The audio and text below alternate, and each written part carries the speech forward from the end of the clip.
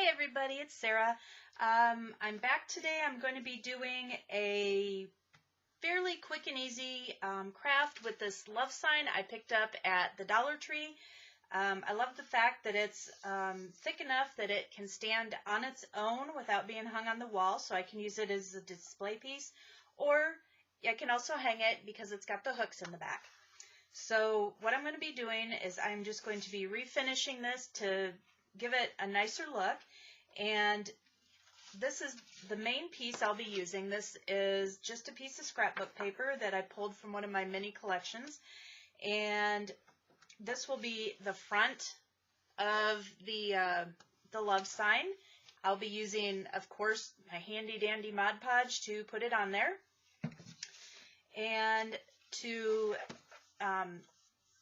take care of the sides here to make them look a little bit nicer, I will be mixing some of my Island Blue acrylic paint and this tan paint to kind of give it a little bit of a nicer shading than this gold. I really don't like this gold at all, but I do love the sign itself.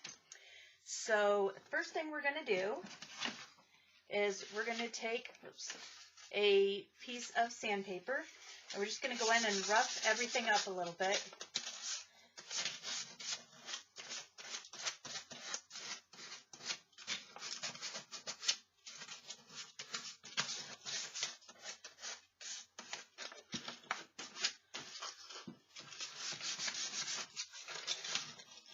Okay, so we're just going to go around on all sides, and of course we're also going to go over the top, just to give it a little bit of a tooth when we put the paint on it.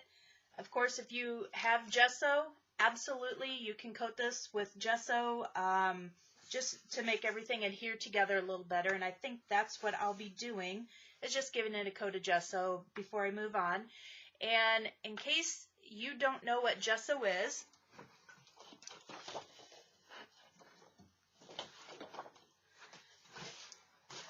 this is gesso. It's just basically, as it states, a surface prep.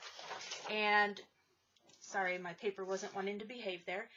Gesso is just a surface prep, and it will help adhere to the surface here, as well as give the paint and the Mod Podge something to grab onto as well. So whether you're painting on a canvas or you're doing something like this, wood, it's never a bad idea to use gesso if you have something that you want to be sure that everything's going to adhere to really well.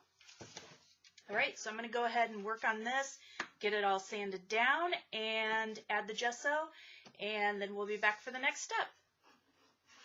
Now that I have all the sides painted and everything's pretty dry, I am going to go ahead and grab my scrapbook paper here, and I'm going to figure out about the placement that I want this line to go down, and I'm thinking about like that, so that the line, I don't know if you can really see what I'm talking about here, but like this line here in the center pretty much goes down the thickest part of the letters. So I'm going to hope this is dry enough to set on my paper.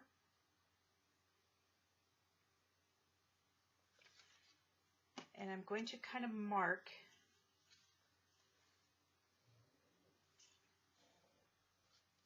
about where I want to cut around all this.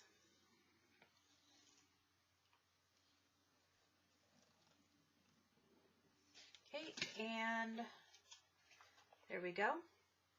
Now I'm going to go ahead and cut this piece out around the outline, and I'm not worried about it being exact yet because we're going to trim it after it's completely dried over the sign.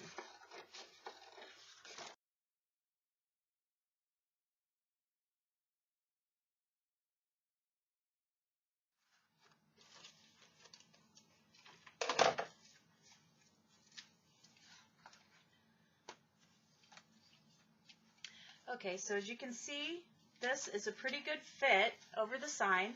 So now what I'm going to do is I'm going to take my Mod Podge,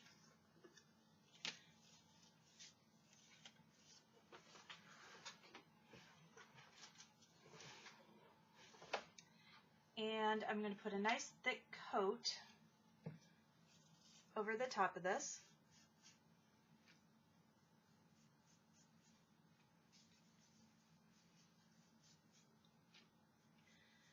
You want to be fairly liberal with it so that you have a little bit of time to play with the paper and get it where you want it.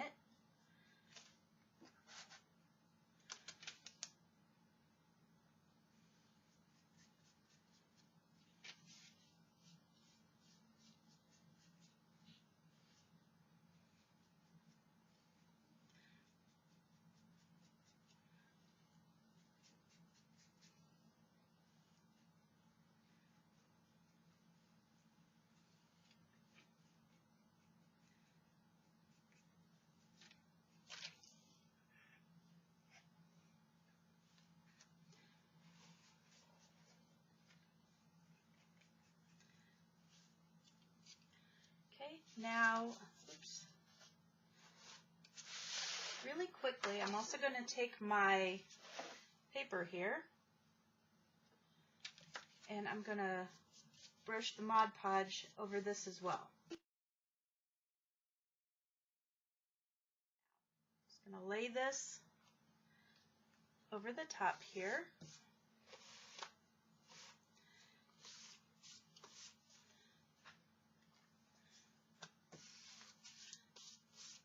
Make sure we have it, whoops, adhered down pretty well.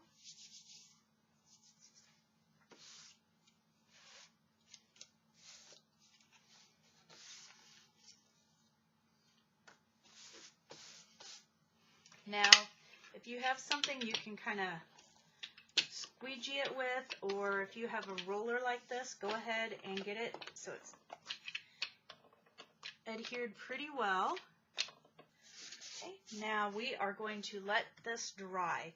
And we're going to let it dry for at least a couple hours to make sure that we have everything as dry as it can be. It's not going to slip on us. We're not going to have any issues with it later. Come back.